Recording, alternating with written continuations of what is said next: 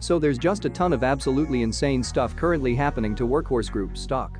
After getting shorted down, losing almost all of its value, it performed an astonishing run of more than 7,800% from lows at the beginning of 2019 up to its recent highs, dropping back to under $8 again, however.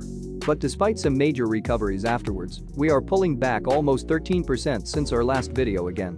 So what we are going to do today is give you an insight into what is actually happening to Workhorse Group Stock and break down exactly whether it is still a buy at the end.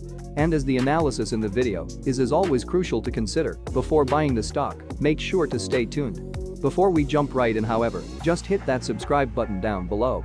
And as we'll keep you updated on breaking news and awesome trading opportunities every single day, subscribing would not only help us but also you. So there is really no excuse for not smashing the subscribe button. It's free, and you can always unsubscribe if you feel so.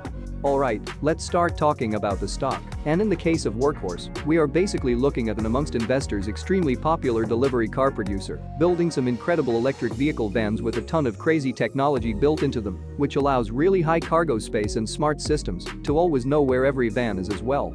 But, and this is crucial for our prediction at the end of the video, after the massive spikes in January, its stock has been pulling back substantially to about the end of last month. It wasn't just Workhorse that pulled back, however, as a lot of other big EVs saw some major sell-offs at that time.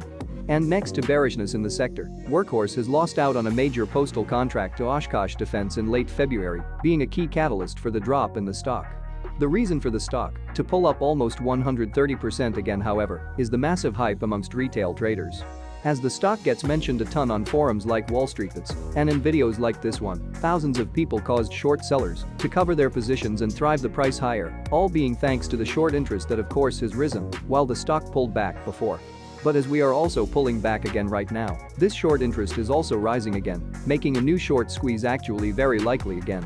The thing that matters the most right now, however, are orders, as the company is still pretty new while getting production figured out, which also made some investors sell their positions as orders are somewhat lacking right now. And that Workhorse is still a tiny player amongst some pretty large giants in the EV space also shows in the current valuation. But as said previously, this doesn't have to be a bad thing. In fact, it could also be seen as an opportunity to get in for some long-term growth in the electric vehicle space without having to buy into some overbought stocks. And after we pulled back a bit again, the much cheaper prices will also provide less risk, which potentially makes more investors buy back. As this is also very important for the prediction at the end, the 5 to 6 times sales Workhorse is currently trading at make the stock not really that expensive for a growth play in the EV sector as well. Moreover, this cash position of $215 million should provide the short-term growth capital necessary for the company's needs in the short term, so Workhorse doesn't look like it will need to raise capital in the near term.